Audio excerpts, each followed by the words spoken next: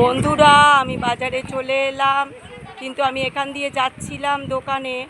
তো ও বলছে আজকে বৌদি আমার এখানে ভালো মাছ এসছে, পাবদা মাছ। দেখো বন্ধুরা, পাবদা মাছ, কাতলা মাছ, তারপরে পমফ্রেট মাছ, তারপরে চিংড়ি মাছ, এই 4 ধরনের মাছ ও নিয়ে বসেছে বন্ধুরা।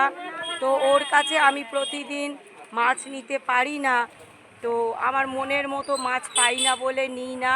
তো আজকে পমফ্রেট মাছ 4টে দেবে বলেছে, তো পাল্লায় তুলেছে।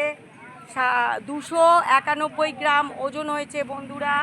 দেখো, খুব একটা বড় সাইজও নয় বন্ধুরা, যে বিশাল বড় বড় তাও নয়, কিন্তু তাও ও বলছে 450 করে। কি করে মাছ খাবো বন্ধুরা? দেখো, আমার এই মাছটা ভীষণ ফেভারিট বন্ধুরা, তাও নিলাম।